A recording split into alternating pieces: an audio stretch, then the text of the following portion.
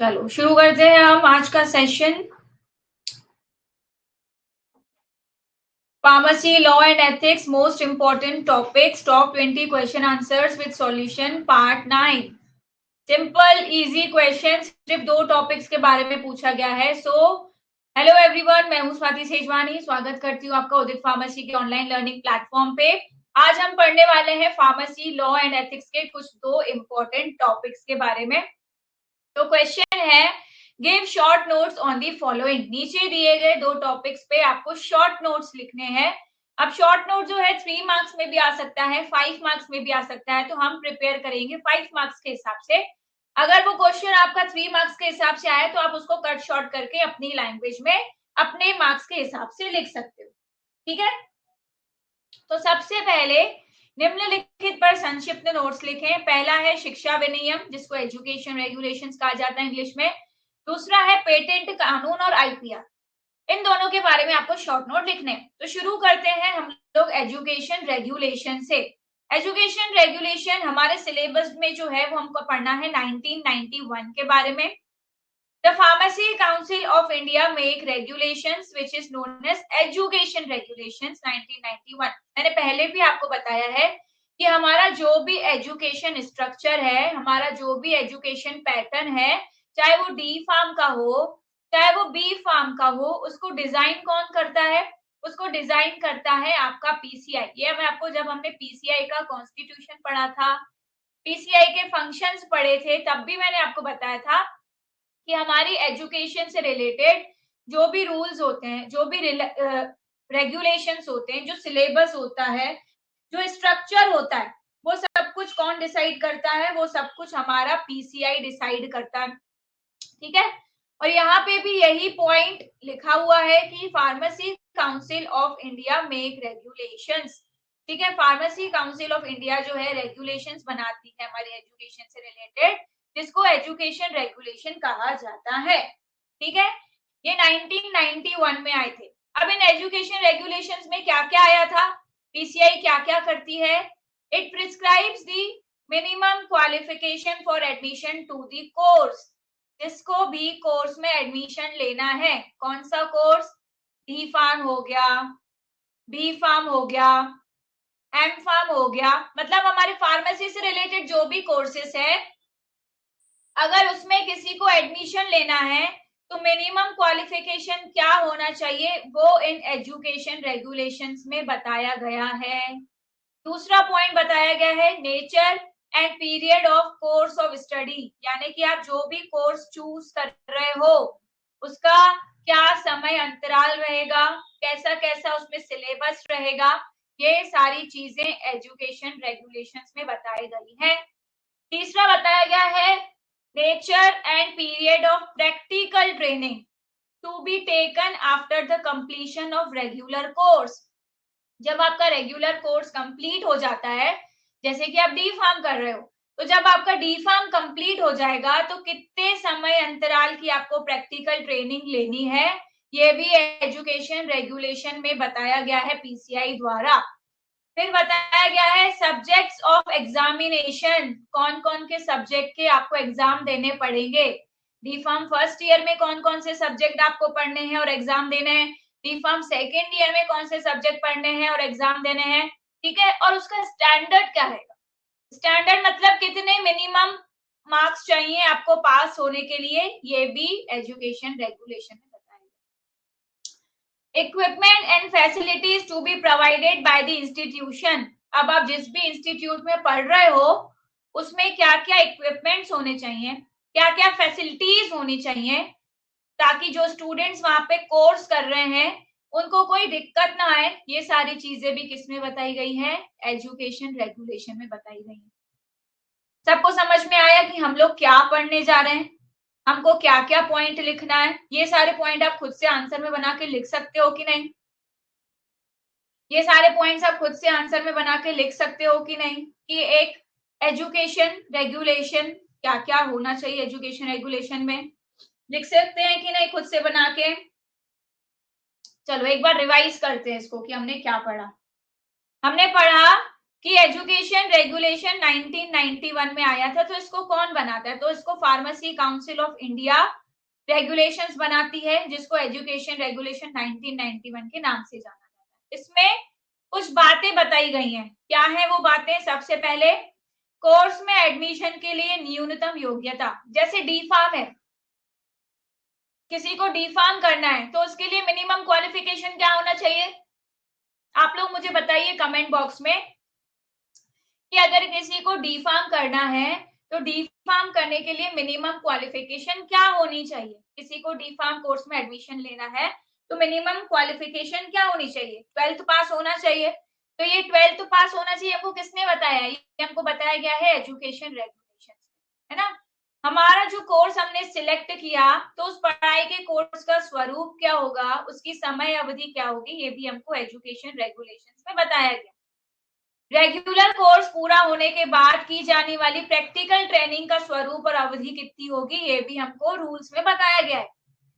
परीक्षा के विषय कौन से होंगे, उसमें हासिल किए जाने वाला स्टैंडर्ड क्या होगा, क्या मिनिमम मार्क्स होंगे पास होने के लिए, ये भी 1991 के एजुकेशन रेगुलेशन में बताया गया। अप्रूव्ड कोर्स कराने वाले जो संस्थान होते हैं, उस संस्थान में क्या क्या उपकरण होने चाहिए, क्या क्या सुविधाएं होनी चाहिए, इस सब की लिस्ट भी एजुकेशन रेगुलेशंस में दी गई। ठीक है। इसके बाद और क्या बताया है एजुकेशन रेगुलेशंस में? उसमें बताया गया है conditions to be fulfilled by institutions giving practical training. अब जैसे ही आपका डी फार्म कंप्लीट हो जाएगा तो आप कई सारी जगह पे जाओगे प्रैक्टिकल ट्रेनिंग करने। तो कई सारे इंस्टीट्यूट्स ऐसे होते हैं जो प्रैक्टिकल ट्रेनिंग कराते हैं। तो ऐसे संस्थान जो प्रैक्टिकल ट्रेनिंग देते हैं, उनके पास पूरी चीजें हैं कि नहीं, वो सारी शर्तें, नियम, कायदे बताए जाते हैं उनको एजुकेशन रेगुलेशंस द्वारा।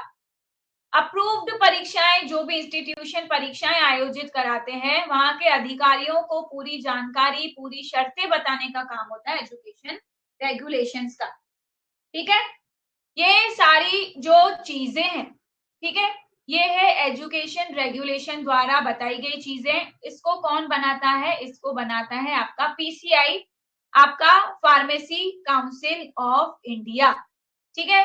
एक बात आप याद रख लो कि हम जो भी पढ़ रहे हैं, चाहे वो थ्योरी हो, चाहे प्रैक्टिकल हो, चाहे हमारा कोर्स कंप्लीट होने के बाद जो प्रैक्टिकल ट्रेनिंग होनी हो, ठीक है, ये सारी चीजें एक स्ट्रक्चर्ड फॉर्म में होती हैं, पहले से ही डिसाइडेड होती हैं, और ये सारी चीजें डिसाइड करने वाला है हमारा पीसीआई। ठीक है। अब आगे हम देखते हैं एजुकेशन रेगुलेशन 2020, यानी कि अपडेटेड। ठीक है, अपडेटेड एजुकेशन रेगुलेशन 2020, जो कि डिप्लोमा कोर्स से जुड़ा हुआ है, आपके कोर्स से जुड़ा हुआ है, हमारे डी फार्म के कोर्स से जुड़ा हुआ है। पिछले सारे जो पॉइंट हमने पढ़े वही पॉइंट यहाँ पे रिवाइज होने वाले हैं। बस पिछले में डी फार्म वाला जो हेडिंग था वो डी फार्म हेडिंग नहीं था, यहाँ पे हर कहीं आपको डी फार्मा दिखेगा। क्यों? क्योंकि हम डी फार्म कर रहे हैं, तो हमारे डी फार्म में क्या एजुकेशन रेगुलेशंस है वो हमको पढ़ने। तो ये फर्स्ट वाला पॉइंट तो आप सबको पता है। The minimum qualification required for registration as a pharmacist shall be diploma in pharmacy. अगर किसी को फार्मासिस्ट बनना है, रजिस्ट्रेशन चाहिए अगर किसी को फार्मासिस्ट का, तो उसके लिए मिनिमम क्वालिफिकेशन क्या है? कम से कम क्वालिफिकेशन यही है रजिस्ट्रेशन के लिए, आपके पास डी फार्म कंप्लीट होना चाहिए। अब आपको पता है डी फार्म आपका 3 पार्ट्स में कंप्लीट होता है। पार्ट 1 जिसको फर्स्ट ईयर कहा जाता है, पार्ट 2 जिसको सेकेंड ईयर कहा जाता है, and satisfactory completion of diploma in part 3। Part 3 होती है आपकी ट्रेनिंग, जो आपकी तब होती है जब आपका सेकेंड ईयर भी डी फार्म में कंप्लीट हो जाता है। तो किसी को फार्मासिस्ट बनना है, किसी को फार्मासिस्ट का रजिस्ट्रेशन चाहिए, तो मिनिमम क्वालिफिकेशन है डी फार्मा। और डी फार्मा कब कंप्लीट कहलाएगा? जब आपका पार्ट 1 क्लियर होगा, यानी कि फर्स्ट ईयर क्लियर होगा, पार्ट 2 क्लियर होगा, यानी कि आपका सेकेंड ईयर क्लियर होगा, पार्ट 3 क्लियर होगा, यानी कि आपकी ट्रेनिंग जब कंप्लीट हो जाएगी और ये सारी चीजें संतोषजनक ढंग से पूरी होंगी, तब आपको फार्मासिस्ट का रजिस्ट्रेशन मिल सकता है। ठीक है। ये हो गई मिनिमम क्वालिफिकेशन की बात अगर किसी को फार्मासिस्ट का रजिस्ट्रेशन चाहिए। अगर किसी को डी फार्मा में एडमिशन चाहिए तो उसके लिए उसके पास क्या होना चाहिए बताओ। अगर किसी को डी फार्मा में एडमिशन लेना है तो मिनिमम क्वालिफिकेशन क्या होनी चाहिए बताइए जल्दी से कमेंट बॉक्स में। 12th पास होना चाहिए, ठीक है, 12th पास होना चाहिए, या तो पीसीएम से या तो पीसीबी से, है ना, फिजिक्स केमिस्ट्री मैथ से होना चाहिए या फिर फिजिक्स केमिस्ट्री बायोलॉजी से होना चाहिए। यही यहाँ पे लिखा है minimum qualification for admission to diploma in pharmacy, यानी कि डी फार्मेसी में अगर एडमिशन लेना है तो मिनिमम क्वालिफिकेशन क्या होना चाहिए, पास इन 10+2 एग्जामिनेशन। 10+2 मतलब 12th के एग्जामिनेशन में पास होना जरूरी है। आपका एकेडमिक स्ट्रीम साइंस होना चाहिए, अब चाहे आपका फिजिक्स केमिस्ट्री बायोलॉजी हो या फिजिक्स केमिस्ट्री मैथ्स हो, दोनों में से कुछ भी हो सकता है, बस आपका बैकग्राउंड जो है साइंस बैकग्राउंड होना चाहिए। आप 12वीं पास होने चाहिए हो डी फार्म में एडमिशन लेने के लिए, ठीक है। तीसरी चीज जो बताई गई है, आप लोग मुझे पहले बताओ, इस वाले स्लाइड में ही बताओ, आपका जो डी फार्म कोर्स होता है वो कितने साल का कोर्स होता है बताओ। आपका जो डी फार्म का कोर्स होता है वो कितने सालों का कोर्स होता है, कितने बैक वाले एग्जाम्स की बात नहीं हो रही है ना, सप्लीमेंट्री वाले एग्जाम यहाँ पे नहीं गिनने, रेगुलर कोर्स की बात हो रही है कि रेगुलर कोर्स कितने समय अवधि का रहता है, 2 साल का रहता है ना, 2 साल का रहता है। देखो यही यहाँ पे लिखा है और इस पॉइंट को आप खुद से भी बना के लिख सकते हो। The duration of the course shall be for 2 academic years। जो डी फार्मा का कोर्स रहता है वो 2 साल तक का रहता है, इस पॉइंट को अपना बना के लिख सकते हो। अच्छा 2 साल का रहता है तो 1 साल में कितनी बार एग्जाम रहते हैं, 1 साल में एग्जाम कितनी बार होते हैं, सेमेस्टर वाइज होते हैं कि ईयर वाइज होते हैं, सेमेस्टर वाइज होते हैं कि ईयर वाइज होते हैं, ईयर वाइज होते हैं। 1 साल में 1 बार एग्जाम होते हैं, 2 साल में 2 बार एग्जाम होते हैं, है ना। तो ये जो कोर्स रहता है 2 साल का, each academic year shall be spread over a period of not less than 180 working days। अब आपकी जो अटेंडेंस लगती है ना कॉलेज में, जो पूरे साल के 8-10 महीने आप जाते हो, तो उसमें जो अटेंडेंस लगती है वो 180 दिन की अटेंडेंस लगती है।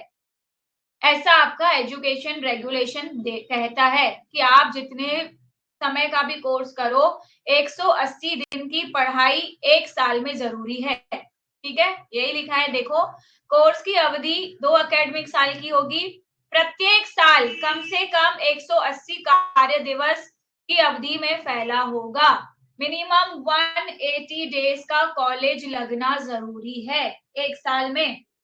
आप लोग नहीं जाते क्योंकि आपका एडमिशन ऐसा है, नॉन रेगुलर है। जो रेगुलर होते हैं, जो सरकारी कॉलेज होते हैं, वहां पे जाना जरूरी होता है, नहीं तो फॉर्म फॉरवर्ड नहीं होता है, फॉर्म फॉरवर्ड नहीं होता है तो एग्जाम देने को नहीं मिलता है, एग्जाम देने को नहीं मिलता है तो बैक लग जाता है ना। तो यही बताया गया है कि 2 साल का अगर कोर्स है हमारा डी फार्म का, तो 1 साल में 180 दिन वर्किंग होना जरूरी है। और इसके साथ साथ in addition there shall be a 500 hours of practical training spread over a period of not less than 3 months। Theory तो जरूरी है ही 180 दिनों की, लेकिन 3 महीने के अंदर अंदर 500 घंटे की ट्रेनिंग होना भी जरूरी है, जो कि आपके प्रैक्टिकल्स में आता है। आप लोगों ने देखा होगा आपके थ्योरी सब्जेक्ट के साथ साथ आपके प्रैक्टिकल सब्जेक्ट भी हैं, तो वो जो प्रैक्टिकल सब्जेक्ट होता है, एक प्रैक्टिकल 4 घंटे का होता है, ठीक है। तो आपके प्रैक्टिकल आवर्स ऐसे होने चाहिए कि 3 महीने में 500 घंटे की प्रैक्टिकल ट्रेनिंग हो सके, ठीक है। ये 1 मार्क क्वेश्चन में पूछा जाता है, ये 1 मार्क क्वेश्चन में पूछा जाता है कि कितने घंटे की प्रैक्टिकल ट्रेनिंग रहनी चाहिए, तो 500 आवर्स की रहनी चाहिए। कितने समय में रहनी चाहिए, नॉट लेस देन 3 मंथ्स, यानी कि 300, यानी कि 3 महीने, ठीक है। चलो आगे बढ़ते हैं, आगे क्या कहते हैं हमारा एजुकेशन रेगुलेशन। आगे कहता है कि साल में एक बार एनुअल एग्जाम्स होते हैं। जैसे ही आपका कोई भी साल खत्म होने वाला होता है तो आपके एंड में परीक्षा होती है ना। एकेडमिक साल के अंत में एक वार्षिक परीक्षा होती है कि नहीं। भले आप उसमें पास हो ना हो, बैक लगता हो नहीं पढ़ने पे, लेकिन एग्जाम तो होती है ना। तो यही लिखा है कि एनुअल एग्जामिनेशन, एनुअल मतलब साल में एक बार होने वाला है ना। जो भी शैक्षणिक आपका ईयर रहता है तो शैक्षणिक ईयर के एंड में आपका एनुअल एग्जामिनेशन होता है, ठीक है।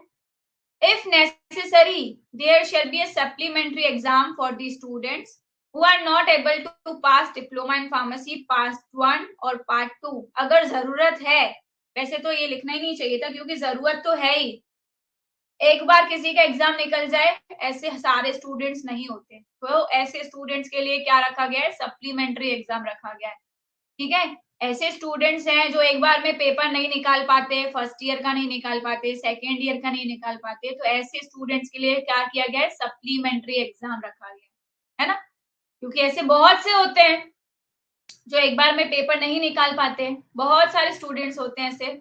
तो उन छात्रों के लिए सप्लीमेंट्री परीक्षा होगी जो फार्मेसी में डिप्लोमा पार्ट 1 या पार्ट 2 में पास नहीं हो पाए। क्या करेंगे वो लोग, एक चांस देंगे तो 100 एडमिशन है तो मुश्किल से 10-20 ही पास हो पाएंगे, 80 तो फेल हो जाएंगे, डिग्री ही खत्म हो जाएगी, है ना। तो ऐसो के लिए ही सप्लीमेंट्री एग्जाम रखा गया है।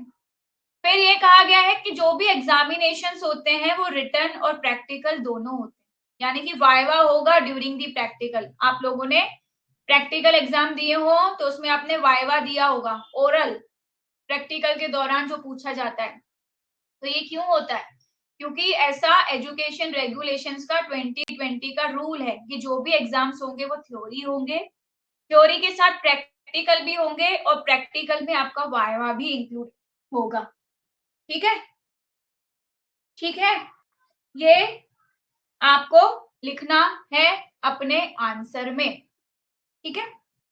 आगे बढ़ते हैं हम लोग, आगे देखते हैं कि पेटेंट लॉ क्या होता है। लेकिन इतना आप लोग अपने एजुकेशन रेगुलेशंस में लिख पाओगे कि 1991 में क्या था और 2020 में क्या है।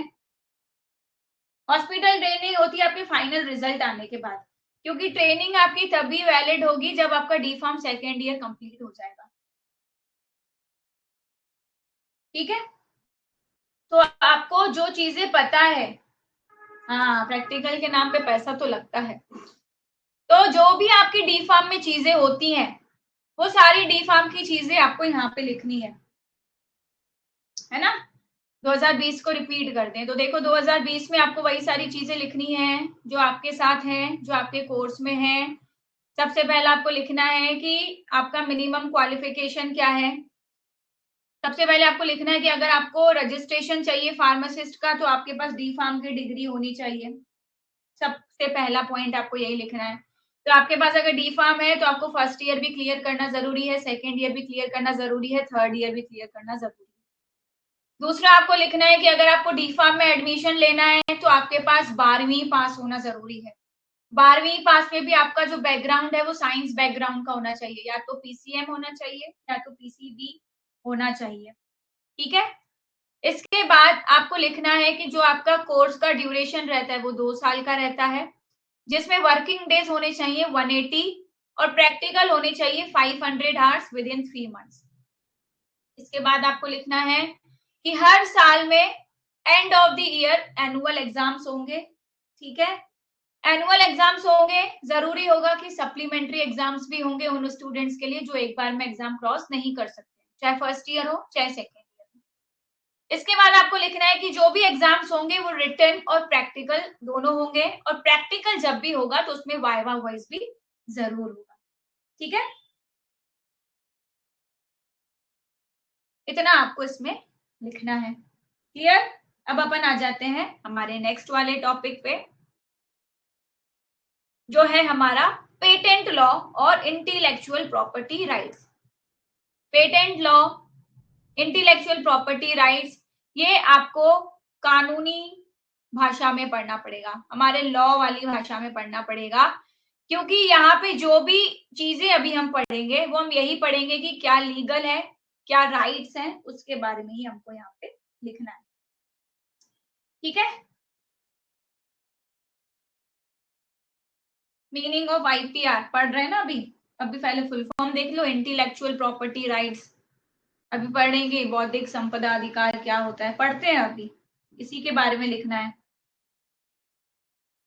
टिंकू देखो ऐसा नहीं है फर्स्ट ईयर में बैक लगती है कि सेकेंड ईयर में, वैसे तो फर्स्ट ईयर में ज्यादा लगती है क्योंकि 12th से स्टूडेंट्स आए हुए होते हैं, उनके लिए हर एक सब्जेक्ट नया होता है, पूरा फार्मेसी ही नया होता है, कई सारी चीजें तो वो जानते ही नहीं है। सेकेंड ईयर आने तक तो फिर भी समझने लगते हैं कि फार्मेसी क्या है और आंसर किस तरह से लिखना है, लेकिन बैक तभी लगते हैं जब हम पढ़ते नहीं है, चाहे हमारा फर्स्ट ईयर हो चाहे हमारा सेकेंड ईयर हो, है ना।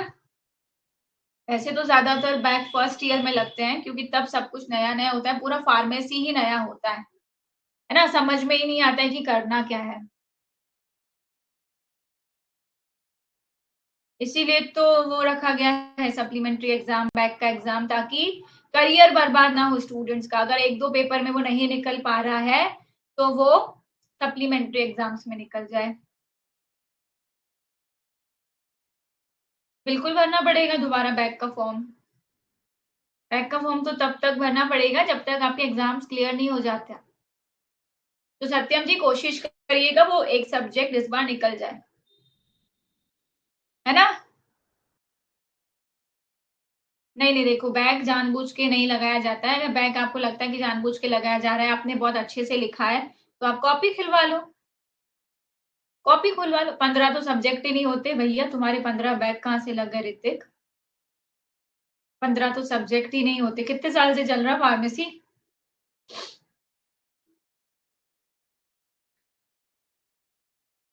बढ़िया टिंकू बढ़िया। जिसके जितने भी बैक हैं कोशिश करो भैया जल्दी क्लियर कर लो, है ना, बैक बढ़ता जाएगा, स्ट्रेस बढ़ता जाएगा।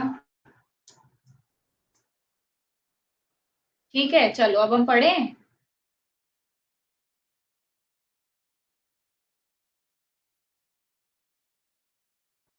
हाँ सुशील जी सही।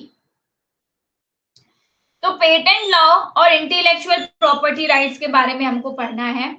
पेटेंट लॉ जो होता है ये ऐसा लॉ होता है जिसमें अगर किसी ने कोई चीज बनाई, कोई इन्वेंशन किया, ठीक है, सपोज मैंने किसी डिवाइस का इन्वेंशन, कोई ड्रग का इन्वेंशन किया, ठीक है, और अब मैं चाहती हूँ वो ड्रग मेरे अलावा कोई और नहीं बनाए, उस ड्रग का फॉर्मूला सिर्फ मेरे पास रहे, सिर्फ मेरी कंपनी ही वो ड्रग बनाए, है ना।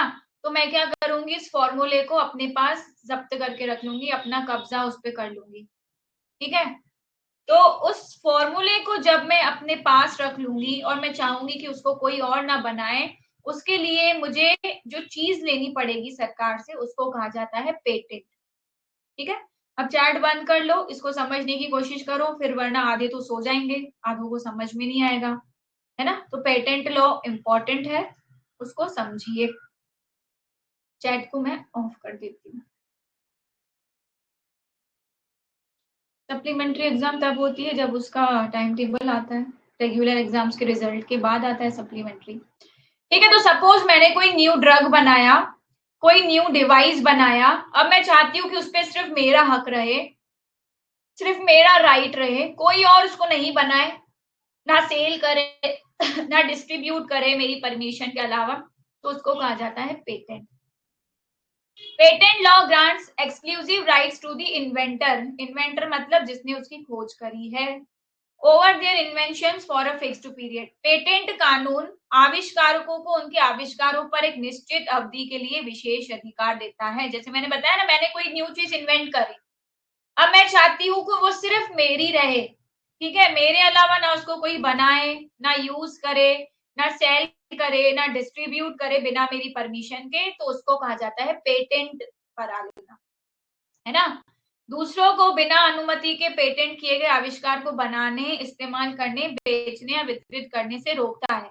तो ऐसा कानून जो हमको पेटेंट प्रोवाइड करता है, ऐसा लॉ जो हमको पेटेंट प्रोवाइड करता है, उसको कहा जाता है पेटेंट लॉ, ठीक है। जिसमें मेरी चीज सिर्फ मैं बनाऊंगी, मेरे अलावा कोई और नहीं बनाएगा। आईपीआर क्या होता है? आईपीआर का फुल फॉर्म होता है इंटेलेक्चुअल प्रॉपर्टी राइट्स, जिसको हिंदी में बौद्धिक संपदा अधिकार कहा जाता है। दीज आर लीगल राइट्स, ये कानूनी राइट्स रहते हैं, कानूनी हक रहते हैं। ग्रांटेड टू इंडिविजुअल्स और कंपनीज, ये इंडिविजुअल यानी अलग अलग लोगों को भी दिए जाते हैं, कंपनी को भी दिए जाते हैं। टू प्रोटेक्ट देयर इनोवेशंस, ताकि अगर किसी ने कोई न्यू चीज इन्वेंट करी है तो उस पे वो अपना हक जमा सके। किसी ने न्यू क्रिएशन किया है, कोई न्यू रचना करी है तो उस पे वो अपना हक जमा सके। ठीक है, कोई नया चीज आया है तो उस पे वो अपना हक जमा सके। तो ये लीगल राइट्स होते हैं।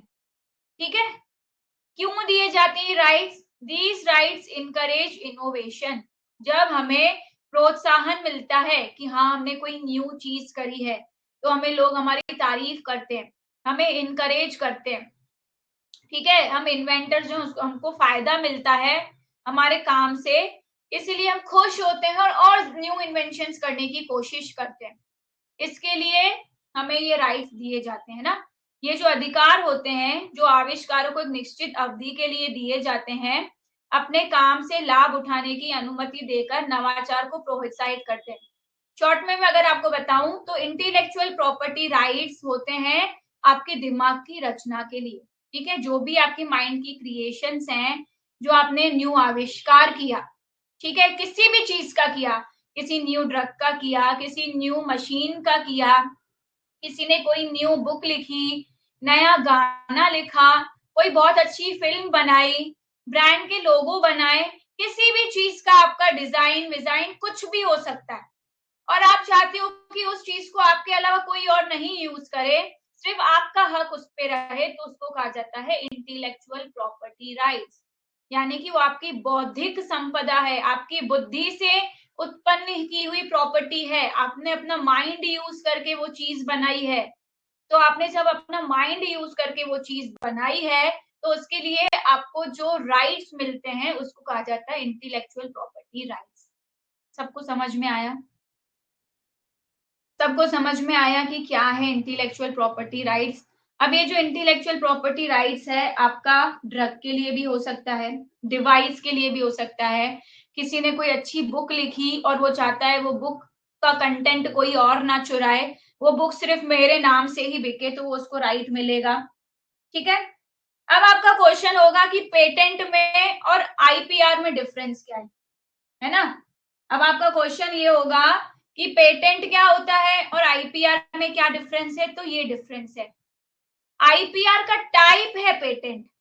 आईपीआर में सारी चीजें आती हैं जो अभी अपन आगे पढ़ेंगे ना, कई तरह के आईपीआर होते हैं, तो उसी का ही एक टाइप है पेटेंट, जो कि हमारी दवाइयों में होता है ना, जो कि हमारी दवाइयों में मिलता है हमको। जैसे हमने कोई न्यू ड्रग का फॉर्मूला डिजाइन किया, जैसे अभी कोविड आया था तो कोविड-19 वैक्सीन बनी थी, है ना, नई दवा का फॉर्मूला, जैसे कोविड-19 की वैक्सीन आई थी तो लोगों ने उसको पेटेंट करा लिया। उन्होंने कहा कि सिर्फ हम ही कोविड-19 की वैक्सीन बेचेंगे, हमारा फॉर्मूला सिर्फ हमारा है, हम किसी को नहीं देंगे।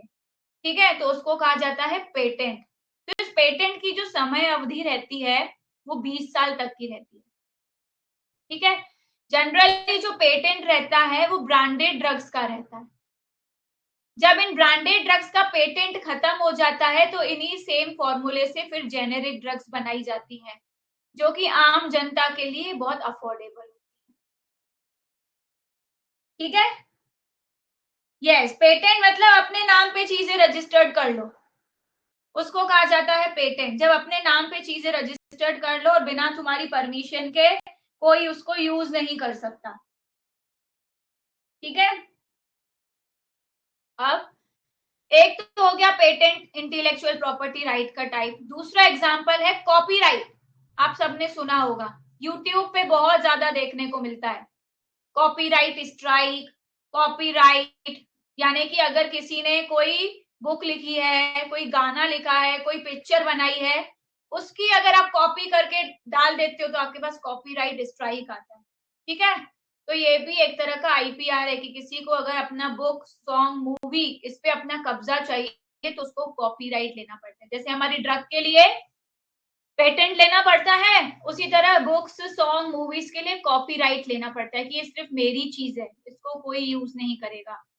तो ये तो पूरा जो ऑथर है उसकी लाइफ जब तक रहेगी तब तक उसके पास कॉपीराइट रहेगा, या फिर 60 साल तक का भी हो सकता है। फिर आता है ट्रेडमार्क। ट्रेडमार्क में आते हैं आपके ब्रांड के नेम, लोगो। जैसे आपने एप्पल का फोन देखा होगा, तो एप्पल का जो लोगो है वो आपको कहीं और लगा हुआ नहीं मिलेगा, क्योंकि एप्पल की कंपनी ने उसको रजिस्टर्ड करा के रखा है अपने नाम पे, है ना। नाइक के जो जूते होते हैं, सूज के जो प्रोडक्ट्स होते हैं, वैसा लोगो आपको कहीं और लगा हुआ नहीं मिलेगा, क्योंकि वो उस कंपनी का है, रजिस्टर्ड, जिसको हर 10 साल में वो रिन्यू कराते हैं। तो ये भी आपके आईपीआर के अंदर आता है ना। अब आता है ट्रेड सीक्रेट। अब आप बताओ, सीक्रेट कोई भी रहस्य कोई भी कब तक रह सकता है, उसकी समय अवधि कब तक रह सकती है? जब तक वो किसी के पेट में टिका हो, है ना। जैसे दो लोग अगर रहस्य जानते हैं तो वो रहस्य रहस्य तब तक ही रहेगा जब तक उन दोनों ने किसी को नहीं बताया हो। इसी तरह से ट्रेड सीक्रेट रहता है, कॉन्फिडेंशियल बिजनेस इंफॉर्मेशन रहती है, यानी गोपनीय जानकारी रहती है, इसकी कोई लिमिट नहीं रहती। वो सीक्रेट तब तक मेंटेन रहता है जब तक वो रहस्य बना रहता है। जैसे एग्जांपल है कोका कोला का फॉर्मूला। जब कोका कोला नया नया आया था, नई नई कंपनी खुली थी, तब उसका फॉर्मूला किसी को नहीं पता था, सिर्फ Coca Cola company cold drink बनाती थी। धीरे धीरे थम्स अप आने लगी, ठीक है, और भी कोल्ड ड्रिंक्स आने लगी। क्यों? क्योंकि उनका फॉर्मूला ओपन हो गया, उनका ट्रेड सीक्रेट ओपन हो गया। ठीक है, तो ट्रेड सीक्रेट भी आपका आईपीआर में ही आता है। ठीक है, भूख लग रही है, जाओ जाके खाना खा लो, बस आखिरी है।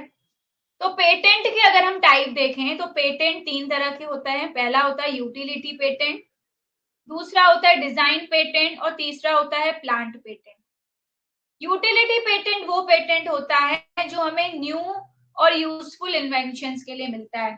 जैसे कि कोई न्यू ड्रग हो गई, उसके लिए जो हमको पेटेंट मिलता है उसका नाम होता है यूटिलिटी पेटेंट, यानी कोई यूजफुल चीज बनी है हमारे लिए तो उसको कहेंगे यूटिलिटी। कोई डिजाइन है, जैसे कि आईफोन का डिजाइन है, आईफोन के डिजाइन जैसा किसी और फोन का डिजाइन नहीं होता, तो जब हमें डिजाइन का कोई पेटेंट मिलता है तो उसको डिजाइन पेटेंट कहा जाता है, किसी उत्पाद की अनोखी दिखावट की रक्षा करता है। तीसरा होता है प्लांट पेटेंट, जिसमें नए नए प्लांट की वैरायटीज का लोग पेटेंट ले लेते हैं, जैसे कि जेनेटिकली मॉडिफाइड क्रॉप्स। आपको पता है आजकल सिंगल क्रॉप्स की उपज से कुछ नहीं होता, आजकल लोग 2-3 क्रॉप्स मिक्स करके कल्टीवेट करते हैं, तो उनको कहा जाता है जेनेटिकली मॉडिफाइड क्रॉप्स। तो ये जो जेनेटिकली मॉडिफाइड क्रॉप्स होते हैं, लोग इन प्लांट्स को भी पेटेंट करा लेते हैं, है ना, कि इन प्लांट पे सिर्फ मैं स्टडी करूंगा, मेरे अलावा कोई और स्टडी नहीं करेगा। ठीक है, ये सीडलेस वाटरमेलन, वैसे तो मैंने अभी तक देखा नहीं है, पर इस पे इन्वेंशन चल रहा है शायद। आप लोगों में से किसी ने देखा है सीडलेस वाटरमेलन?